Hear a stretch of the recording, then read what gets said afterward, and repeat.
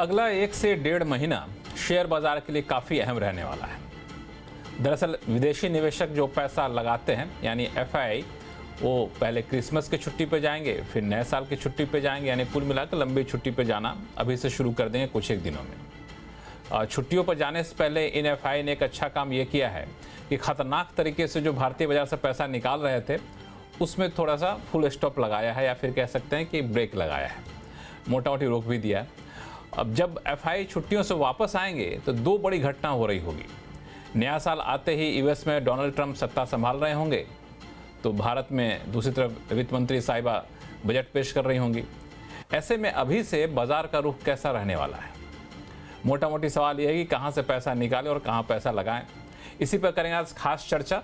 नमस्कार, मैं हूं लक्ष्मण रॉय और इस चर्चा में भाग लेने के लिए हमारे साथ हैं सीएनबीसी आवाज़ के मैनेजिंग एडिटर अनु सिंघल, मार्केट एक्सपर्ट सुनील सुब्रमण्यम साहब हैं, ट्रस्ट म्यूचुअल फंड के सीआईओ मिहिर वोरा साहब हैं, मोजेक एसेट मैनेजमेंट के फाउंडर और सीईओ मनीष डांगे जी हैं, रॉक्सिस कैपिटल के मैनेजिंग पार्टनर अभिषेक अग्रवाल जी हैं और साथ में एसडब्ल्यू कैपिटल के डायरेक्टर पंकज जैन साहब हैं। तो आप सभी मेहमानों का बहुत बहुत स्वागत है हमारे शो में। आप सभी को मेरा नमस्कार।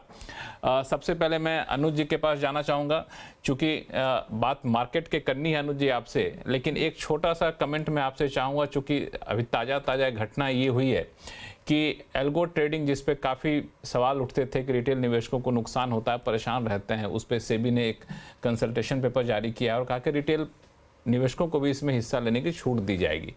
इससे कितना असर पड़ेगा रिटेल पार्टिसिपेशन पे? नहीं लक्ष्मण जी, देखिए क्या है कि जब फ्यूचर्स एंड ऑप्शंस पहली बार आए थे तब भी डाउट तो रहे होंगे। तो मेरा तो ये मानना है कि सेबी का ये कदम अच्छा है, थोड़ा लेवल प्लेइंग फील्ड की ज़रूरत है यहाँ पर। और ध्यान रखिएगा कि जो जिस तरीके के एल्गोस बड़े प्लेयर्स प्ले करते हैं, जो आज की मार्केट में भी उन्होंने फायर किए होंगे, वो उन्हें हम कहते हैं वेपन्स ऑफ मास डिस्ट्रक्शन।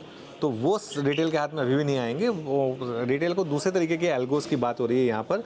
लेकिन जो भी है, मुझे लग रहा है कि ये एक अच्छा कदम है और अभी तो राय मांगी गई है, उसके बाद तो फाइनल प्रोडक्ट्स आएंगे। लेकिन आई थिंक ज़रूरत है।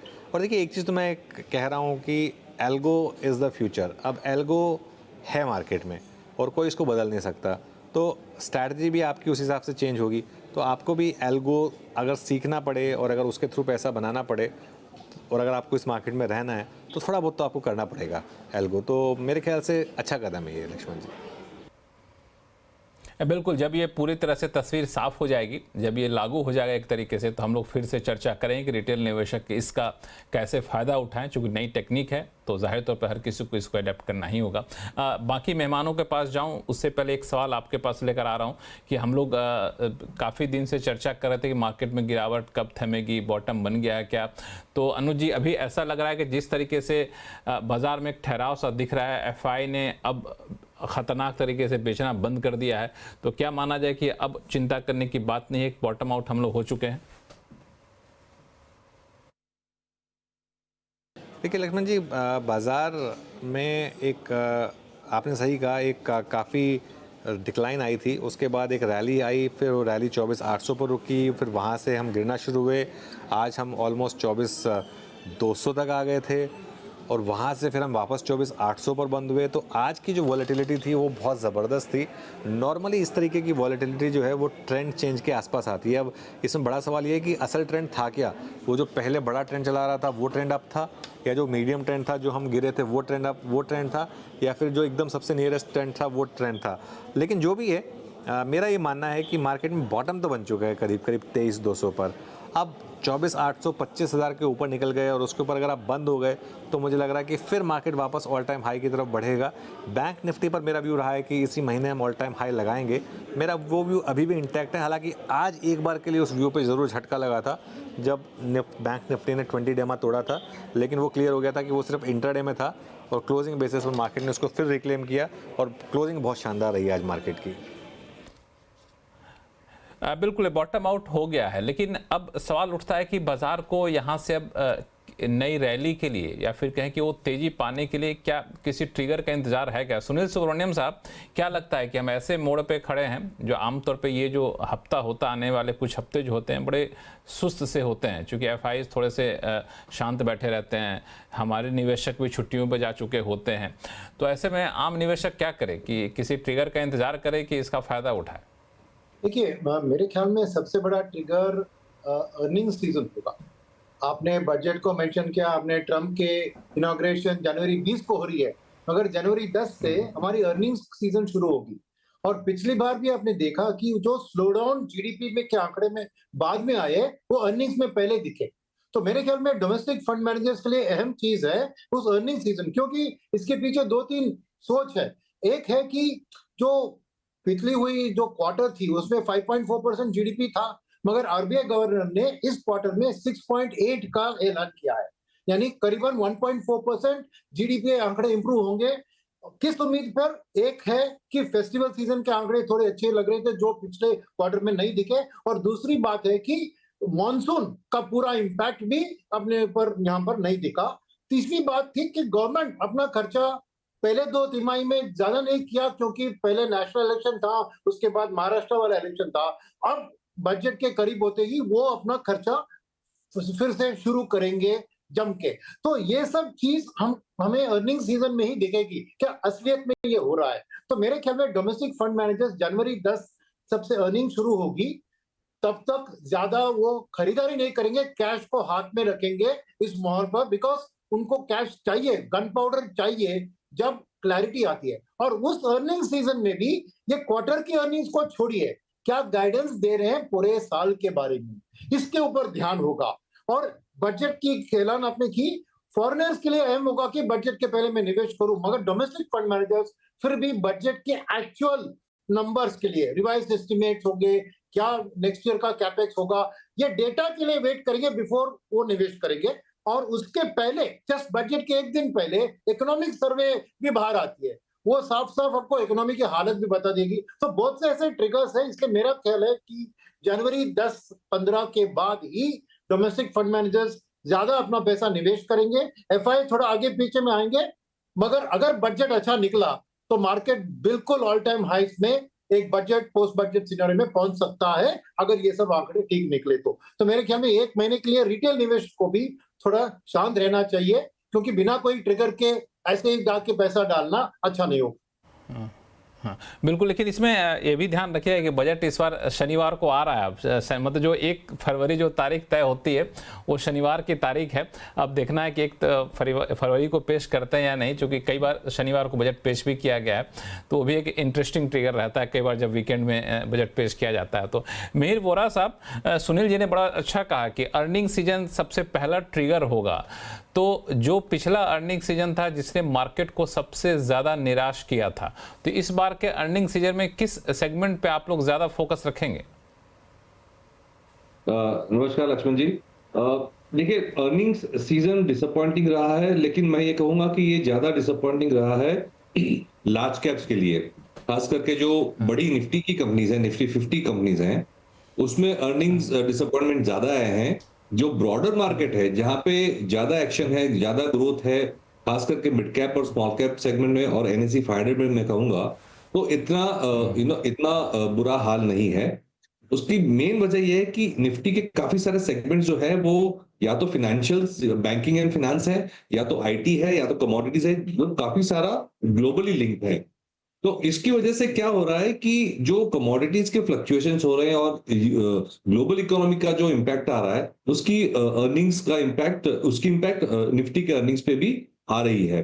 तो मेरे ख्याल से मैं actually frankly speaking overall earning season पे बेट नहीं कर रहा हूं, और मैं स्टॉक पिकिंग और सब सेक्टर पिकिंग में ही ज्यादा फोकस कर रहा हूं, क्योंकि निफ्टी का कॉम्पोजिशन तो चेंज होने नहीं वाला। जो कमोडिटीज लिंक सेगमेंट्स हैं वो तो वही रहेंगे, energy, oil and gas, metals, cement, IT, जो सारे जो लार्ज कैप आईटी कंपनीज भी अगर देखें तो ग्लोबली लिंक्ड है, और उनकी जो ग्रोथ रेट्स है वो भी 5 से 12% के बीच में ही है। तो ये हाई ग्रोथ नहीं है। हमें फोकस करना है इंडियन इकोनॉमी के डोमेस्टिक फोकस्ड सेगमेंट्स और सब सेगमेंट में, जिसकी रिप्रेजेंटेशन काफी जो ब्रॉडर मार्केट में है। मैं फ्रैंकली अर्निंग सीजन का इतना वेट नहीं कर रहा हूं। हाँ, जो वेरिएबल मैं जो मॉनिटर कर रहा हूँ, ग्लोबल वेरिएबल, वो डॉलर की स्ट्रेंथ के बारे में हम बात करें तो, क्योंकि हम देख रहे हैं कि चाइनीज युआन भी डेप्रिसिएशन के मोड पे जा रहा है। उसका इम्पैक्ट रुपये पे भी आ रहा है, रुपये भी एक न्यू लो पे है वर्सेस द यूएस डॉलर। तो ये अगर जो वॉलेटिलिटी करेंसी की बढ़ती है तो एक रिस्क फैक्टर है, लेकिन मैं अर्निंग्स पे इतना फोकस नहीं करूंगा, स्टॉक पिकिंग पे ज्यादा फोकस करूंगा। बिल्कुल। मनीष अग्रवाल साहब, अभिषेक अग्रवाल साहब, ये जो वोरा साहब कह रहे हैं डॉलर फ्लक्चुएशन और बाकी फैक्टर, ये आपके लिए कितना बड़ा कंसर्न है आने वाले दिनों में?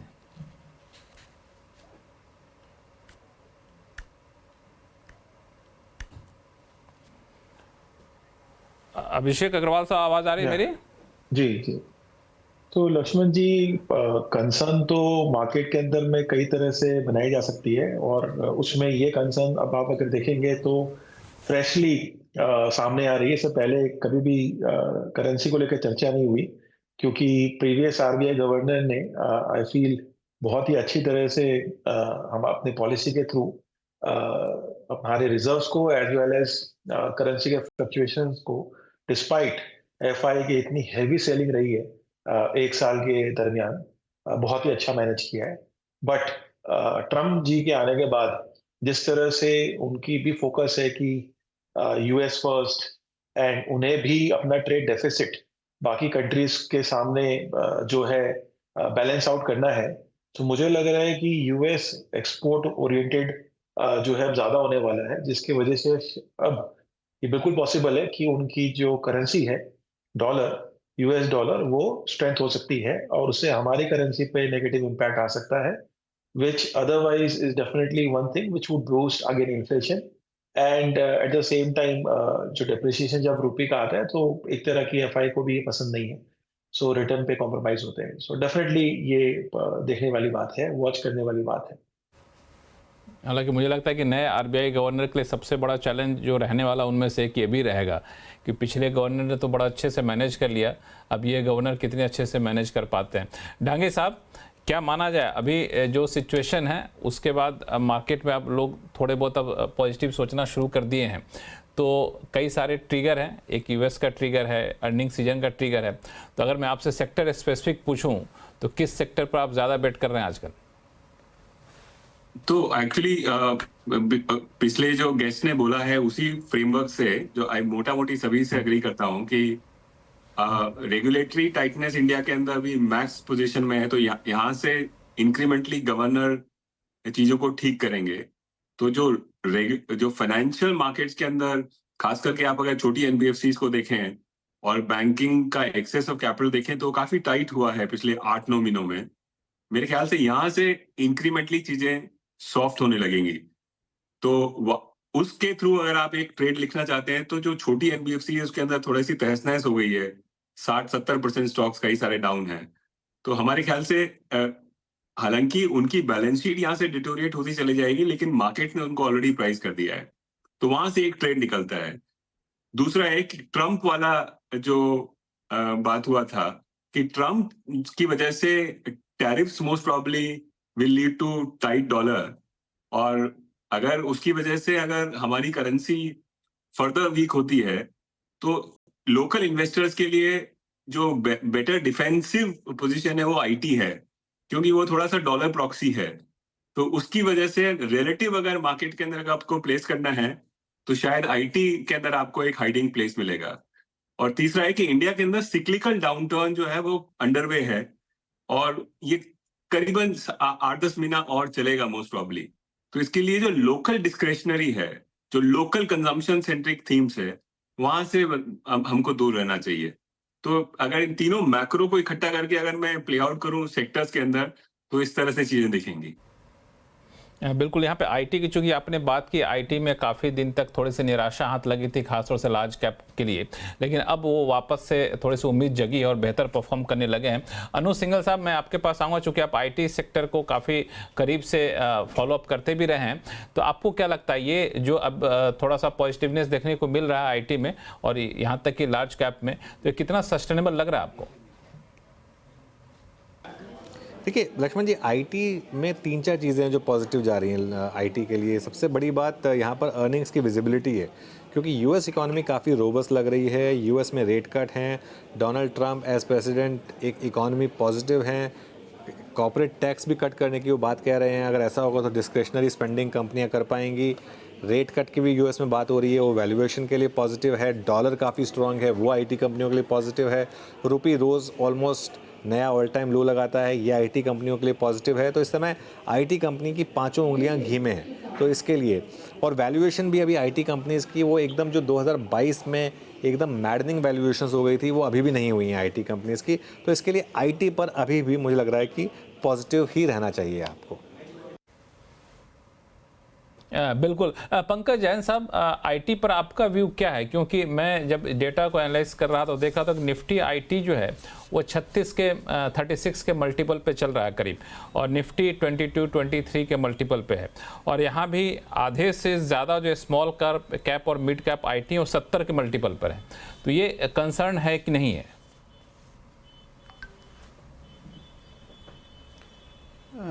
लक्ष्मण जी, देखो आईटी टेक्नोलॉजी स्टॉक्स जो हैं डेफिनेटली आई थिंक एक बेटर प्लेस स्टॉक्स होंगे। अगर हम देखें, जैसे आप अभी बात कर रहे थे, को पैनलिस्ट लोगों से भी बात कर रहे थे, मार्केट्स 2-3 भाग में बट गई है और इसमें you have to be sector specific. अगर मार्केट में अगर हम देखें, कुछ एक सेक्टर्स हैं, टेक्नोलॉजीज का डेफिनेटली भाग है। टेक्नोलॉजी हुआ, हॉस्पिटैलिटी हुआ, सिलेक्ट फार्मा हुआ, हॉस्पिटल्स हुए। I think these are few sectors which are doing exceedingly well. और Q2 में हमने देखा था, in spite of challenging results जो कुछ एक क्वार्टर के आए थे, टेक्नोलॉजी और इन सब सेक्टर्स के रिजल्ट काफ़ी अच्छे थे। तो टेक्नोलॉजी में हम मान के चलते हैं कि जो आने वाले रिजल्ट्स आएंगे, Q3 के भी रिजल्ट्स आएंगे, काफ़ी एनकरेजिंग रिजल्ट्स होने चाहिए, पॉजिटिव रिजल्ट्स होने चाहिए, और यहाँ से भी एक अच्छे मोमेंटम के साथ टेक्नोलॉजी स्टॉक चलने चाहिए। ठीक है, उसके अंदर हमने देखा था कि पिछले दिनों में जो कुछ एक चुनिंदा मिड कैप टेक्नोलॉजी स्टॉक्स थे, उनमें हमने जो अभी रिसेंट करेक्शन आई थी, उस करेक्शन में भी कोई हमने बहुत ज़्यादा डीपर करेक्शन नहीं देखने को मिला।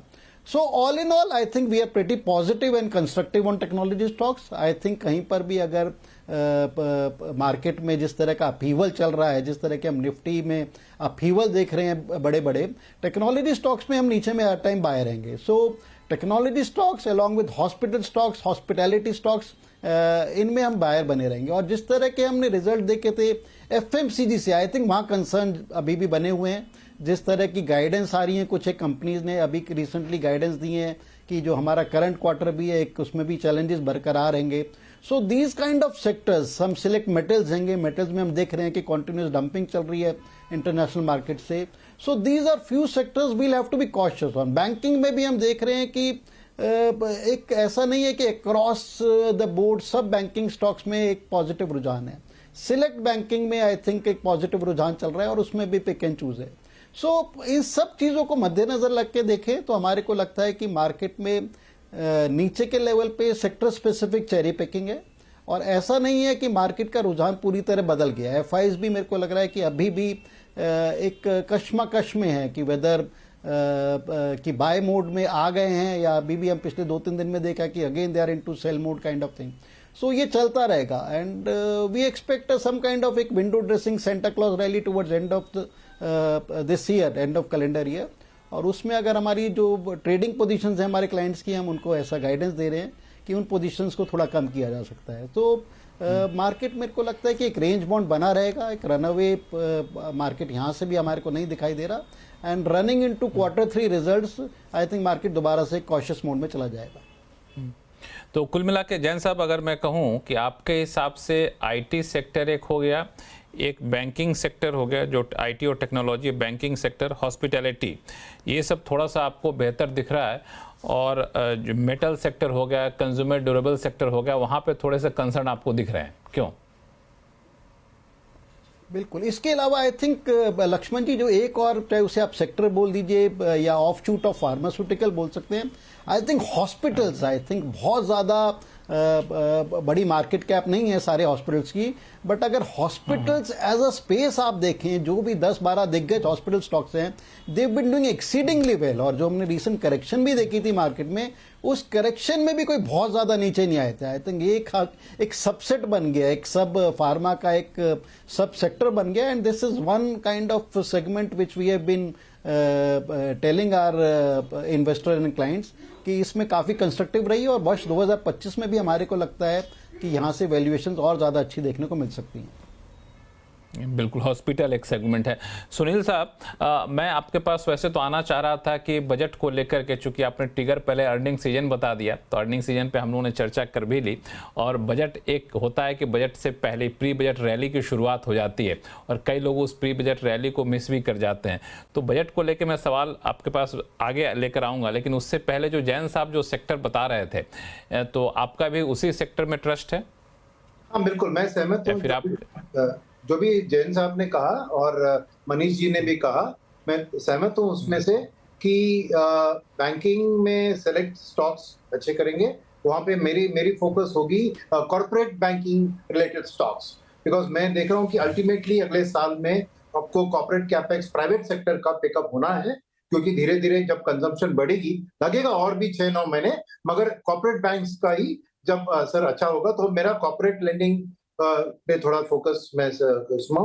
एंड फार्मा में अदर देन हॉस्पिटल्स, वो मैं सहमत हूँ, मगर मेरे को हॉस्पिटल और डायग्नोस्टिक्स के अलावा एक्सपोर्ट ओरिएंटेड फार्मा में भी दो चीज है। एक है जो डॉलर स्ट्रेंथ है, वो एक्सपोर्ट फार्मा जैसे आईटी के लिए एक्सपोर्ट फार्मा को भी सपोर्ट करती है। और दूसरी बात है कि मेरे ख्याल में ये चाइना सबसे ज्यादा एपीआई प्रोड्यूस करती है। अब ये ट्रम्प की टैरिफ के कारण मेरे ख्याल में चाइना इंडिया का एक ग्राउंड लेवल पे गठबंधन होकर वो फार्मा इंडस्ट्री के एपीआई का मैन्युफैक्चरिंग थोड़ा इंडिया में शिफ्ट होके इंडिया से वो एक्सपोर्ट अमेरिका का जाने का एक अच्छा संभावना है। तो उसके कारण मेरे को फार्मा में पॉजिटिव लग रहा है, बिकॉज अल्टीमेटली 60% टैरिफ पे चाइनीज प्रोडक्ट्स, उनको भी दूसरे रास्ते ढूंढना, चाइना चुप नहीं बैठने वाली है। और इंडिया का, इसलिए मैंने देखा कि लाइन ऑफ कंट्रोल जो गठबंधन हो रहा है, थोड़ी बहुत सॉफ्टनेस हो रही है इंडिया चाइना रिलेशनशिप में, इसका ये भी एक कारण हो सकता है। मेरे को उतनी जानकारी नहीं है फॉरेन अफेयर्स में, मगर मेरे ख्याल में आने वाले दिन में चाइना इंडिया का एक थोड़ा ग्राउंड लेवल गठबंधन फार्मा सेक्टर के लिए, हमारी जो एक्सपोर्ट चाइना से डायरेक्ट अमेरिका में जा रही है, वो शायद इंडिया से रूट हो सकती है। तो मैं फार्मा भी पॉजिटिव हूँ इस चीज के कारण। अब कंज्यूमर में, कंज्यूमर ड्यूरेबल्स में, जैसे मनीष जी ने कहा, एक साइक्लिकल डाउनटर्न है और वक्त लगेगा वहां पे पिकअप। बट खास चीज क्या है, मुझे दो चीज देखनी है। एक, ये जो के शेप रिकवरी चल रही है वो अभी भी जारी है, यानी हाई एंड गाड़ियां, हाई एंड घर बिक रहे हैं, but bottom of the pyramid में नहीं हो रहा है। जब वो होगा तभी आपको कैपेसिटी यूटिलाइजेशन भी बढ़ेगा देश में। तो ये क्या, ये के शेप रिकवरी कंजम्पशन में एक यू शेप में, वी तो छोड़िए, यू में बदल सकता है, तब एक पॉजिटिव रुझान कंजम्पशन पे आ सकता है। मगर उसके अलावा रियल एस्टेट और कंज्यूमर जो ऑटो सेक्टर है, वहां पे के शेप हाई एंड ऑटो में अभी भी मैं डिमांड देख रहा हूं। तो सेलेक्ट पिकिंग कर सकते हैं हम कंजम्पशन सेक्टर में इस चीज के ऊपर। बाकी मैं सहमत हूं जो पंकज जी ने कहा। ठीक है, तो ये मोटा मोटी सहमति है सेक्टर को लेकर के। चूंकि बजट एक बड़ा ट्रिगर होता है, खासतौर से डोमेस्टिक जो बायर होते हैं वो बजट पे भी ध्यान देते हैं। तो सुनील जी, बाकी मेहमानों के पास भी जाऊंगा, लेकिन आपके पास आऊं कि बजट को लेकर के आपका व्यू क्या है? बजट में किस सेक्टर को लेकर आप ज़्यादा उत्साहित हैं? क्योंकि बजट ऐसे समय पेश हो रहा है जब खासतौर से ग्रोथ काफ़ी कम हो गया है, कैपेक्स काफ़ी कम है, प्राइवेट इन्वेस्टमेंट बढ़ाना अभी भी एक बड़ा चैलेंज बना हुआ है, कंजम्पशन बढ़ाना चैलेंज बना हुआ है। तो एक उम्मीद की जाती है कि बजट में शायद इन सब चीज़ों को, इन सब चैलेंजेस को एड्रेस करने की कोशिश की जाएगी। तो आप इसको कैसे देख रहे हैं? तो दो बड़े मुद्दे जो गवर्नमेंट फोकस करेगी मेरे ख्याल में। तो फर्स्ट ये कि खाली अपने कैपेक्स के ऊपर फोकस, नंबर्स ज्यादा एक्सप्रेस करने के बगैर, या वो भी करेगी, मगर प्राइवेट सेक्टर कैपेक्स को कोई टैक्स इंसेंटिव्स देकर बूस्ट करने की कोशिश करेगी। क्योंकि गवर्नमेंट सिंगल हैंडेडली, क्योंकि सबसे बड़ा प्रॉब्लम जो है वो है अपना एम्प्लॉयमेंट का। अगर प्राइवेट सेक्टर कैपेक्स में शामिल होती है तभी आपको एम्प्लॉयमेंट जनरेशन में ब्रॉड बेस्ड होगा। तो सबसे बड़ा चीज मैं देख रहा हूं कि वही एक होगी। सेकेंड होगी कि बॉटम ऑफ द पिरामिड में, क्योंकि वहां पे कंजम्पशन लैकिंग है, तो चाहे टैक्स इंसेंटिव थोड़ा बॉटम में देंगे ताकि लोगों के हाथ पे पैसा और आ सके। तो ये दो चीज मैं देख रहा हूं कि गवर्नमेंट कुछ इंसेंटिव्स प्राइवेट सेक्टर कैपेक्स के लिए देने की कोशिश करेगी, और दूसरा बॉटम ऑफ द पिरामिड में कुछ टैक्स रिलीफ देकर कंजम्पशन को बूस्ट करने की। ये दोनों प्राइवेट सेक्टर कैपेक्स के लिए पॉजिटिव रहेंगे। ये मेरे लिए दो बड़े मुद्दे मैं टारगेट करूंगा बजट के अंदर। मनीष डांगे साहब, चूंकि बजट की रैली जो शुरू होती है वो बजट से 1 महीने 1.5 महीने पहले से शुरू हो जाती है, तो अभी के मार्केट सेटअप को देख के क्या लगता है कब ये रैली शुरू होगी? क्योंकि मैं डेटा देख रहा था कि जो ऐतिहासिक जो रिटर्न का आंकड़ा था सेंसेक्स का, तो 1 फरवरी 2023 को जो बजट पेश हुआ था उससे 1 महीने पहले का रिटर्न जो है -2.39 था, और 3 महीने पहले का रिटर्न -1.85 था, जबकि उसके बाद का रिटर्न थोड़ा सा पॉजिटिव में दिखा था। तो आपको क्या लगता है इस बार बजट रैली शुरू होगी उस तरीके से जैसा हम लोग पहले देखते रहते, चूंकि एंट्रीम बजट पहले भी आ चुका है? नहीं, मुझे नहीं पता 1 महीने पहले क्या होगा। मेरे ख्याल से इस बार अगर ट्रम्प ट्रेड जो है वो मोस्ट डोमिनेटिंग पार्ट है मार्केट का, कि वो अच्छा इस बार बजट पर भारी हो जाएंगे ट्रम्प? बजट पे भारी हो जाएंगे। एक्चुअली क्या है, सबसे बड़ा इंडिया के लिए लेवर ये होने वाला है कि क्या वो जो 10-15% का टैरिफ की बात कर रहे हैं, वो बास्केट टैरिफ की जो चीजें हो रही है, वो अगर इंडिया पे भी लगता है क्या, और अगर वो लगता है तो उसकी इम्प्लीकेशंस इंडियन, जैसे आप कोई टेक्सटाइल एक्सपोर्टर हैं तो आपके लिए वो बहुत बड़ा इम्पैक्ट हो सकता है। आप आईटी इन्वेस्टर हैं तो आपके लिए पॉजिटिव है, लेकिन आईटी इंडस्ट्री अगर अंडरराइट कर चला रहे हैं तो वहां आपके लिए नुकसानदेह हो सकता है। तो ट्रम्प ट्रेड जो है वो ज्यादा डोमिनेटिंग है।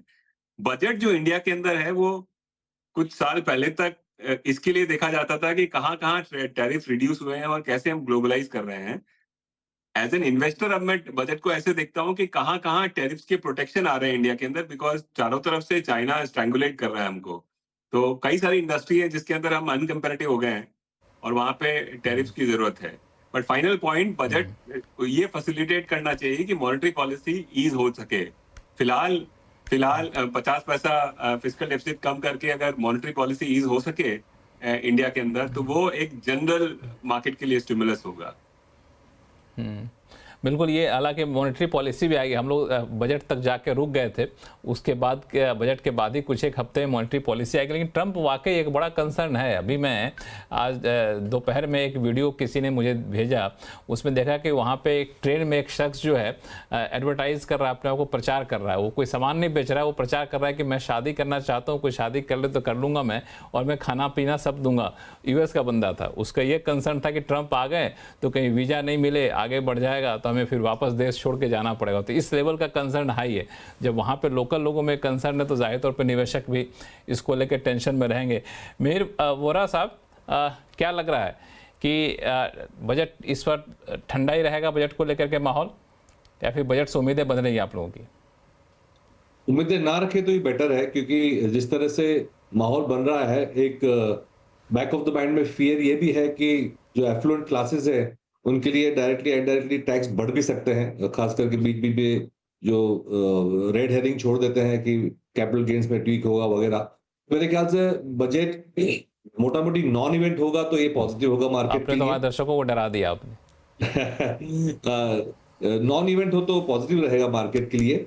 हाँ, लेकिन ये जरूर देखना चाहिए कि गवर्नमेंट की जो कैपिटल स्पेंडिंग है उसकी पेस बनी रहती है कि नहीं, क्योंकि अभी भी जो बुलिशनेस है या जो पॉकेट्स ऑफ ग्रोथ हमें दिख रहे हैं वो अभी भी गवर्नमेंट स्पेंडिंग के लिंक दी है, क्योंकि private sector consumption and private sector जो कैपेक्स है वो अभी इतना पिकअप नहीं हुआ। वैसे पीएलआई वगैरह की वजह से एक बुलिशनेस और ऑप्टिमिज्म काफी है, लेकिन in terms of quantity of numbers अभी भी पिकअप होना बाकी है। तो मेरे ख्याल से जो 11 लाख करोड़ की कैपेक्स की बात करी थी बजट में लास्ट टाइम, जो ये FY25 में स्पेंड करेंगे, वो नंबर से 10-15% ग्रोथ अगर बढ़ेगा तो मार्केट के लिए अच्छा रहेगा, क्योंकि अभी भी मार्केट को उस तरह के सपोर्ट की जरूरत है।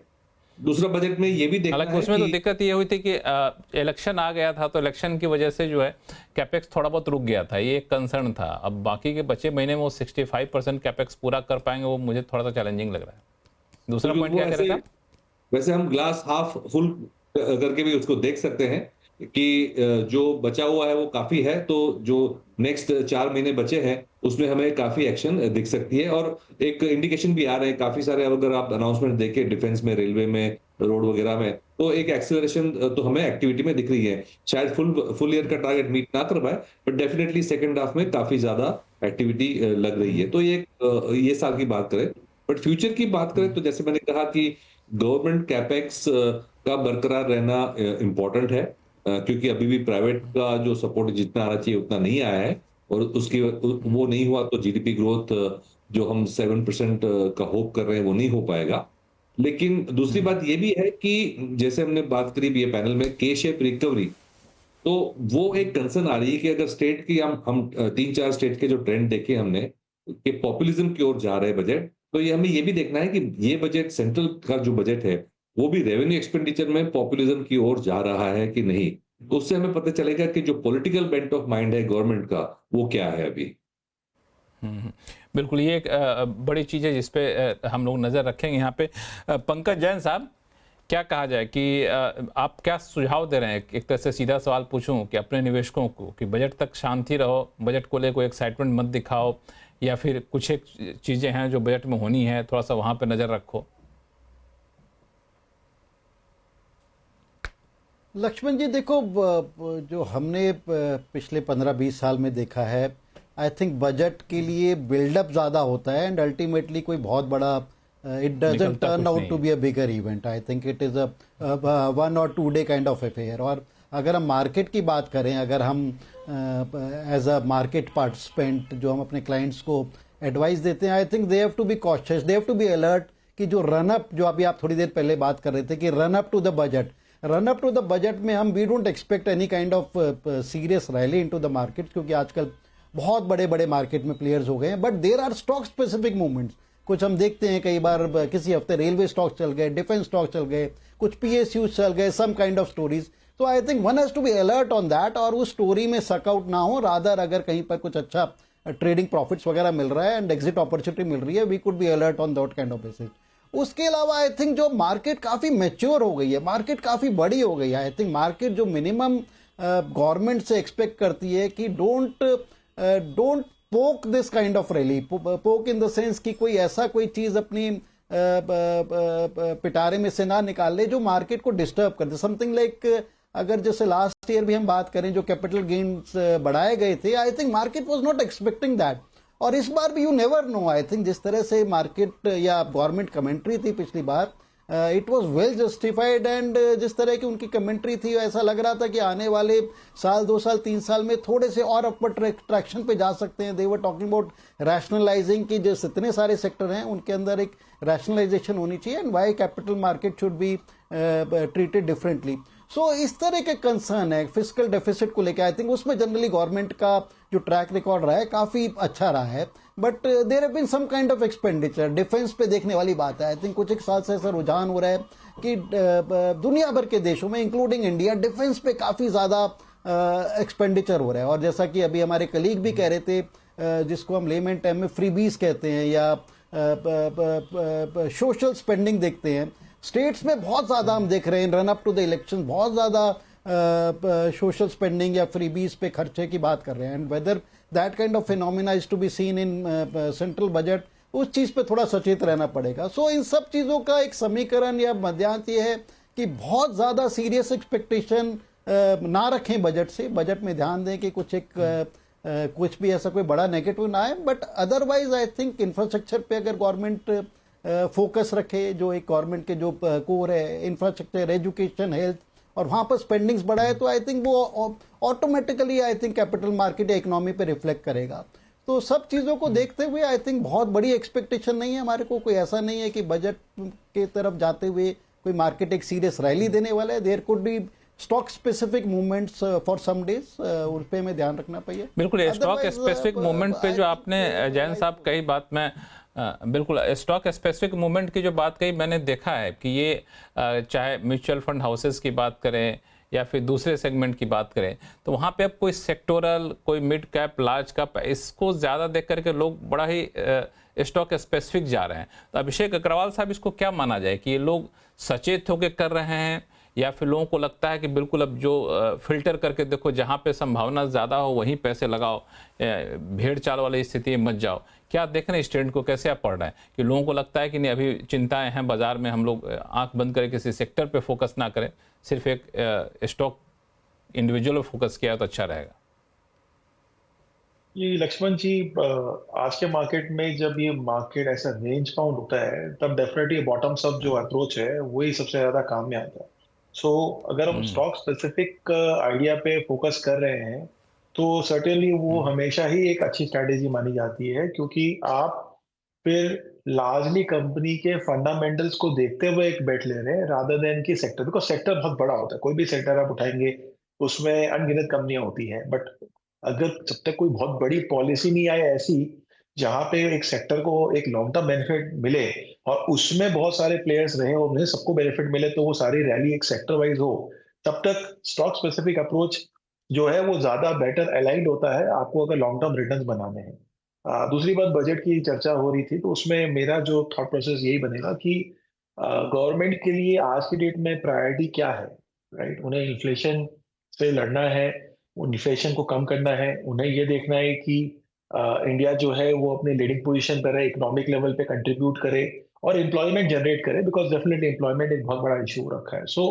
हर तरह से अगर हम देखें तो बहुत लाइकली है, जैसे कि हमारे पैनलिस्ट ने भी कवर किया है, कि पॉपुलिस्ट बजट आ सकता है।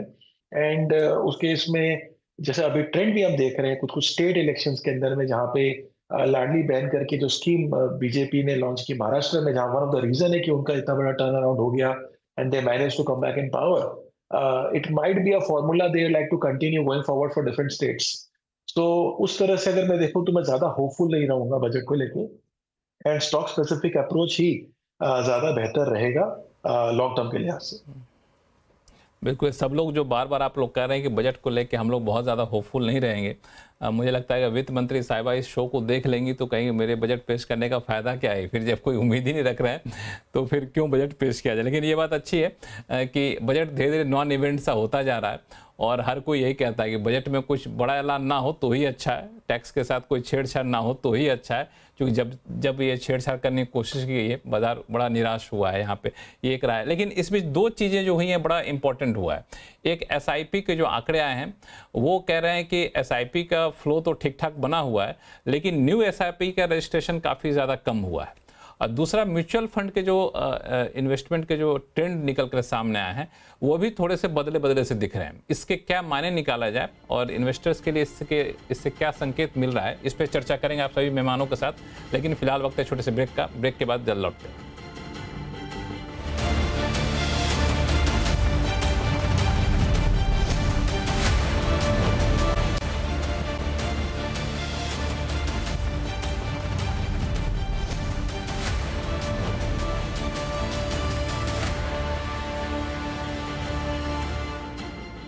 ब्रेक के बाद एक बार फिर से आपका स्वागत है। हम लोग चर्चा कर रहे हैं कि यहाँ से आने वाले दिनों में बाजार के लिए क्या ट्रिगर रहने वाला है और किन किन घटनाओं से बाजार प्रभावित होगा और ऐसे में निवेशकों को कितना क्या ख्याल रखना चाहिए। वापस से चर्चा में हम लोग आते हैं। हमारे पास मिहिर वोरा साहब हैं। मिहिर वोरा साहब, जो यहाँ पे एक हमने देखा है कि दो आंकड़े आए हैं, एक म्यूचुअल फंड के आए हैं, एक एसआईपी के आए हैं। इन दोनों आंकड़ों का विश्लेषण करने के बाद ये देखने को मिला है कि म्यूचुअल फंड का ट्रेंड बदला बदला सा है। कहीं नए प्लेयर पे फोकस कर रहे हैं, कहीं पीएसयू पे फोकस कर रहे हैं, कहीं ट्रेडिशनल पार्टनर का साथ छोड़ रहे हैं। तो इसका क्या संकेत निकाला जाए? सुनील जी, ये सवाल लेके आपके पास भी आऊँगा इनके बाद। सॉरी, मैं आपका सवाल क्लियरली नहीं सुन पाया। मैंने कहा म्यूचुअल फंड के जो इन्वेस्टमेंट के आंकड़े आए हैं, ट्रेंड जो आया है उसमें मिक्स सा ट्रेंड दिख रहा है। कई जगह ये दिख रहा है कुछ म्यूचुअल फंड हाउस पुराने पार्टनर को, पुरानी ट्रेडिशनल कंपनियों को छोड़कर नई कंपनियों पर ज़्यादा भरोसा जता रहे हैं। कुछ लोग पीएसयूज पर ज़्यादा भरोसा जता रहे हैं। तो ये ट्रेंड क्या कहता है? अच्छा, पोर्टफोलियो की बात कर रहे हैं? हाँ, ओके ओके। देखिए, ओवरऑल मैं दिखाऊंगा, अगर म्यूचुअल फंड इन्वेस्टर की बात करें हम तो क्लियरली एक मोमेंटम फॉलोइंग हो रही है, क्योंकि हम देख रहे हैं कि लार्ज कैप फंड्स में कम पैसा आ रहा है, स्मॉल कैप फंड्स में ज्यादा पैसा आ रहा है और थीमेटिक फंड्स में भी काफी सारा पैसा आ रहा है। तो मेरे ख्याल से एक follow the heard kind of mentality बन रही है इन्वेस्टर्स में। और जो म्यूचुअल फंड पैसे जब डिप्लॉय करते हैं तो ऑब्वियसली जो स्ट्रेटेजी में पैसा आता है तो उसमें ही डिप्लॉय करना पड़ता है। तो अगर स्मॉल कैप फंड में पैसा आया है तो स्मॉल कैप में ही डालना पड़ेगा। और उसमें हमने देखा है टिपिकली जो स्मॉल कैप स्टॉक्स होते हैं वही हाई ग्रोथ सेक्टर्स में होते हैं। तो इसलिए हम देखते हैं कि न्यू एज कंपनीज वगैरह में पैसा ज्यादा डालते हैं। रही बात पीएसयूज वगैरह की, तो वो मेरे ख्याल से एक म्यूचुअल फंड की जो कोर फिलोसॉफी है उसके हिसाब से होती है। कई फंड हाउस वैल्यू इन्वेस्टिंग में बिलीव करते हैं तो पीएसयू स्टॉक्स उन्हें सस्ते लगते हैं तो वहां पे इन्वेस्ट करते हैं। और कई फंड हाउस जैसे कि हम हैं, we are more growth focus, तो हमारे जो पोर्टफोलियो है वो टिपिकली मिड कैप और स्मॉल कैप के उसमें बायस ज्यादा रहता है। तो मेरे ख्याल से जो स्टॉक सिलेक्शन है वो फंड हाउस की फिलोसॉफी पे डिपेंड करती है। लेकिन अगर मैं इन्वेस्टर बिहेवियर देखूं तो clearly mid cap, small cap और थीमेटिक फंड्स में ज्यादा दिलचस्पी आ रही है इन्वेस्टर्स की। सुनील सुब्रमण्यम साहब, मैं ये सवाल अगर आपसे पूछूं कि आजकल म्यूचुअल फंड हाउसेस क्या सोच रहे हैं, कहाँ पे ज़्यादा उनका भरोसा दिख रहा है, क्योंकि आप तो बड़े करीबी से इसको नज़र रखते हैं। देखिए, म्यूचुअल फंड हाउसेस की बात दो चीज है कि आप देखिए करीबन 35,000 करोड़ के फ्लोज में 25,000 फ्लोज ग्रॉस फ्लोज एसआईपी में आए। और उस एसआईपी के अंदर भी आप देखें तो 13 से 15,000 करोड़ उस 25,000 करोड़ एसआईपी बुक में स्मॉल एंड मिड कैप और सेक्टोरल थीम्स में ही है। तो फंड हाउस के पास small and mid cap stocks खरीदने का ही पैसा आ रहा है। और जब वो उसको निवेश करने की कोशिश करते हैं तो दो चीज है। अब क्या होता है कि एसआईपी बुक के कारण हर फंड मैनेजर को पता है कि उसकी फंड में कितना रेगुलर एसआईपी आ रही है, तो वो भी एक प्लान कर सकता है। तो मेरे ख्याल में म्यूचुअल फंड मैनेजर्स भी एसआईपी के जरिए मार्केट में खरीदारी कर रहे हैं। यानी वो अच्छे कंपनी को चुनते हैं और उनको पता है कि उनको रेगुलरली हर महीने 50 crore, 100 crore, 1000 crore different fund houses का डिफरेंट फंड में एसआईपी बुक जारी रहता है ना, तो उस हिसाब से वो खरीदते हैं। तब उनकी फोकस होती है कि 3 से 5 साल में मैं इन्वेस्टर को रिटर्न दे रहा हूं। तो वो क्या करते हैं, वो टाइम नहीं करते मार्केट के, वो क्या करते हैं कि एक growth at a reasonable price, यही होता है उनका फिलॉसफी। ग्रोथ को खरीदना है मगर दाम सस्ते में होना है। तो कैश हाथ में रख के वो कंपनी को चुनते हैं, बिजनेस को खरीदते हैं। और जब भी करेक्शन आता है उस कंपनी में उनके पास एसआईपी का फ्लो रहता है, धीरे धीरे खरीदें। तो मोस्ट म्यूचुअल फंड हाउस कोई वैल्यू बेस्ड भी है मगर ज्यादातर fund houses guard philosophy follow करते हैं। तो उनकी कोशिश होती है कि डोमेस्टिक ओरिएंटेड ग्रोथ सेक्टर्स में आप गिने चुने कंपनी को चुनकर उन्हीं के ऊपर फोकस रखे। और जब भी उनका दाम आता है, बाय लो सेल हाई की फिलॉसफी होती है, क्योंकि उनका है कि आज या कल में प्रॉफिट नहीं देना है, उनको 3 से 5 साल में वेल्थ क्रिएशन करना है। सेकेंड चीज जो होती है वो एफआईएस को काउंटर करने के लिए, जब एफआईएस बिकवाली करते हैं तो उनके पास जो कैश होता है, एफआईएस ज्यादातर लार्ज कैप और लार्ज एंड मिड कैप में निवेश करते हैं। तो वहां पे वो एक चीज करते हैं कि वेट करते हैं कि प्राइस गिरने दो, उसके बाद जब मैं खरीदूं। तो वॉलेटिलिटी जो आता है वो इनकी वेट एंड वॉच पॉलिसी के कारण आती है। तो डोमेस्टिक ओरिएंटेड स्टॉक्स को स्मॉल एंड मिड कैप में वो लॉन्ग टर्म तरीके से सोच के खरीदते हैं, मगर लार्ज कैप में वो टैक्टिकली प्ले करते हैं कि एफआईएस का रुझान कैसा है, उस हिसाब से वो अंदर बाहर जाते हैं, जैसे आईटी सेक्टर या बैंक, बड़े बैंक्स के सेक्टर में या एफएमसीजी। नहीं, अगर मैं थोड़ा सा ज़्यादा स्पेसिफिक सवाल आपसे पूछूं, अगर कोई पूछे कि हमें म्यूचुअल फंड में पैसा लगाना है तो किस चीज़ का ख्याल लगे, किस सेगमेंट पे ज़्यादा फोकस रखे हो अभी के माहौल में, इस जंक्शन पे? मैं कहूंगा कि आपको मल्टी कैप और लार्ज एंड मिड कैप में निवेश करना बेहतर होगा, क्योंकि आपको फंड मैनेजर को पैसा देना है large cap, mid cap, small cap तीनों खरीदने लायक।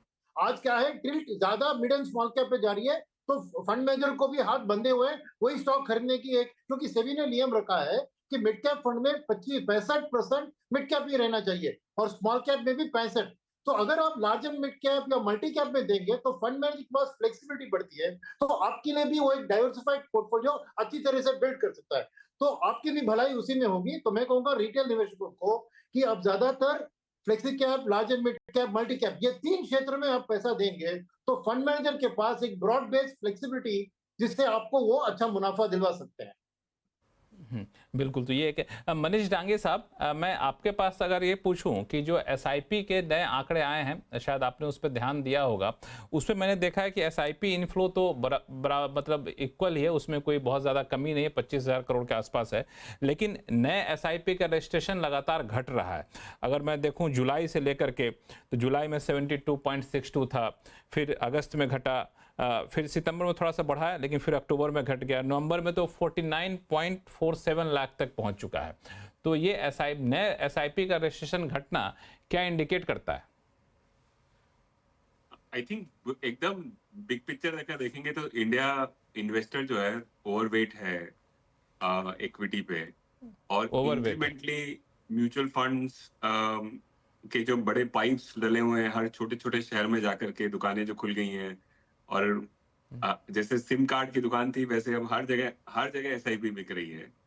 तो एक लिमिटेशंस हर चीज की जो होती है वो उस पॉइंट पे as of right now hit कर रहा है। नेट एसआईपी अगर देखेंगे तो वो $1 बिलियन के आसपास में है। तो ये नंबर ग्रॉस बहुत बड़े हैं लेकिन अट्रीशन भी बहुत है। तो नेट एसआईपी तो 7-8 हजार 9,000 करोड़ ही है। जनरली इक्विटी का फ्लो दो चीजों पर निर्भर करता है, कंज्यूमर कॉन्फिडेंस और पास्ट रिटर्न। ये दोनों चीजें अगर पॉजिटिव हैं तो ऑफ कोर्स फ्लोज बढ़ता चला जाता है, एक्सीलरेट होता है, अदरवाइज डिसेलरेट होता है। तो कम से कम उसमें से इस टूल का एक पहिया तो या एक पल्ला तो वीक हुआ है। कंज्यूमर कॉन्फिडेंस इंडिया में as of right now weak है। इसकी वजह से आई वोंट बी सरप्राइज कि अगले 6-8 महीनों तक, जो मेरा पहले भी व्यू था कि सिक्लिकल डाउनटर्न में जो फ्लोज हैं वो थोड़ा सा ड्विंडल होने चाहिए, और यही हम देख भी रहे हैं। और मेरे ख्याल से सभी म्यूचुअल फंड में ये मोटा मोटी आप जो अगर बात करें तो सॉर्ट ऑफ वीकनेस दिख रही है कि इंक्रीमेंटली ग्रॉस फ्लोज भी वीक हो रहे हैं। नेट फ्लोज ऑफ कोर्स मोटा मोटी वहीं स्टैग्नेंट है काफी समय से। अब अभिषेक अग्रवाल साहब, ये जो पिछले दिनों मार्केट में जो बड़ी गिरावट देखने को मिली थी, उसका तो असर नहीं कि लोग डर के थोड़े से पैसे लगाने कम कर दिए?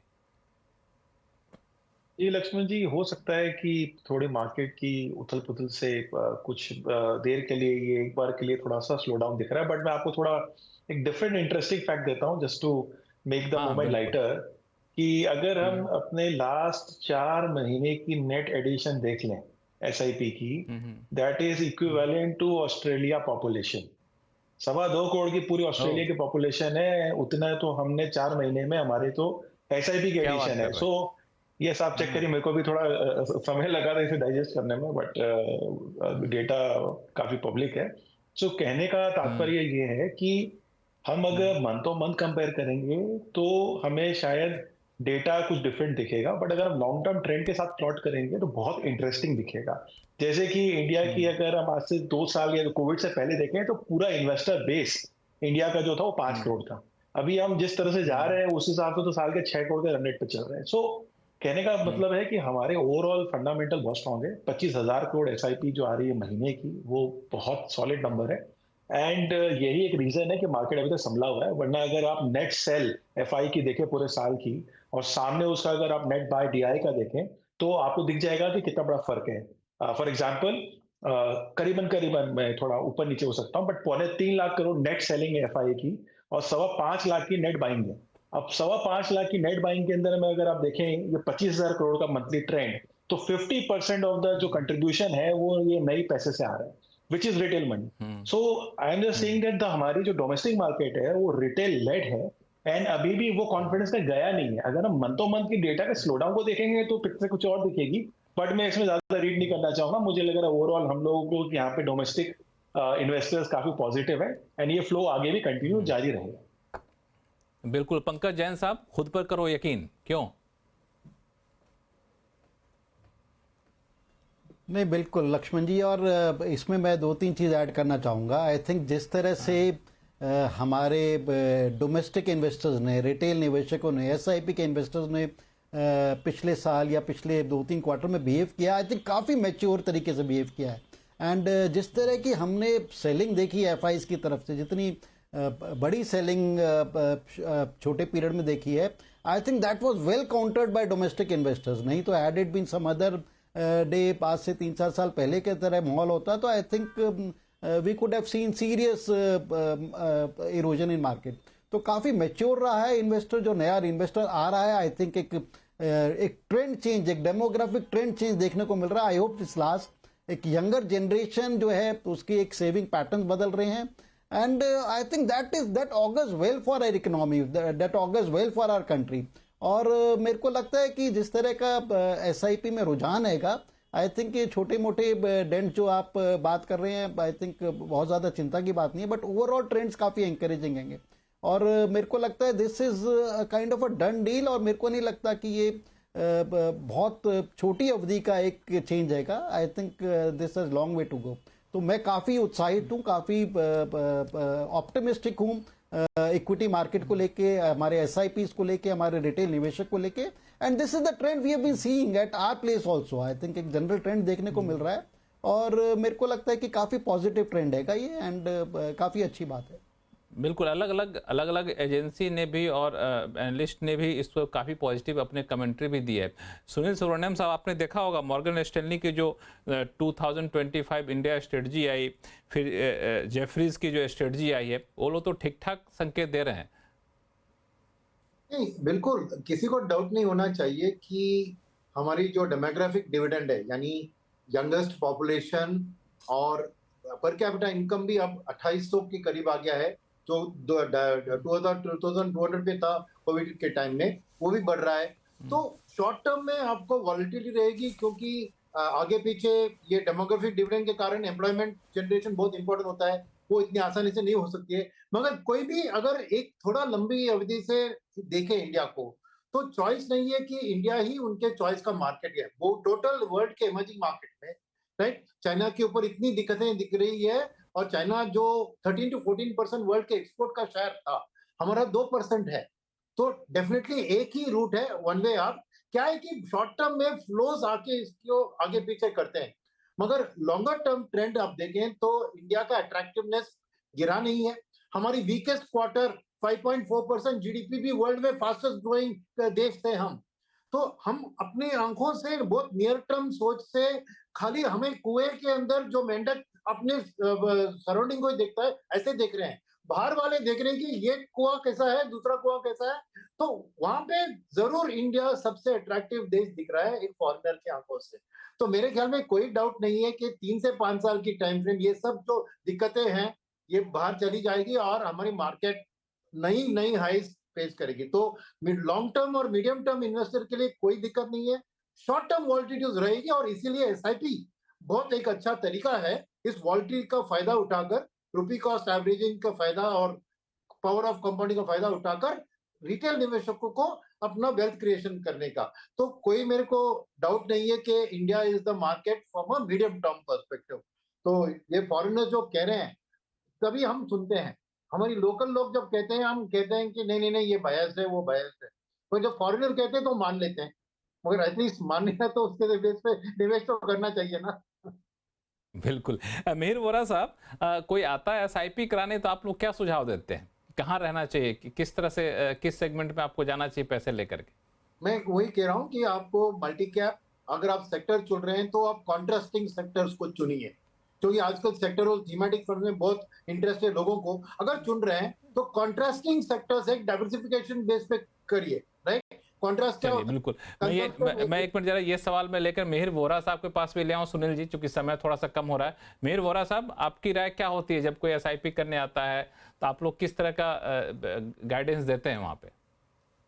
बिल्कुल, जैसे मैंने स्टार्टिंग में ही कहा था कि जो ब्रॉडर मार्केट है वहां पे बुलिशनेस ज्यादा है, वहां पे एक्शन ज्यादा है, अर्निंग्स ग्रोथ भी बेटर है। तो फ्लेक्सी कैप फंड जो है या मल्टी कैप फंड है, उसमें एक अच्छा डिवर्सिफिकेशन मिलता है लार्ज कैप, मिड कैप और स्मॉल कैप में। तो हम टिपिकली राय यही देते हैं कि अगर आपका जो कोर होल्डिंग है वो आप फ्लेक्सी कैप या मल्टी कैप में डालें। थीमेटिक फंड्स है, स्मॉल कैप फंड है, वो आप अपने रिस्क एपिटाइट के हिसाब से थोड़ा, अगर आपके पोर्टफोलियो में तड़का डालना है तो तड़के की तरह यूज कर सकते हैं।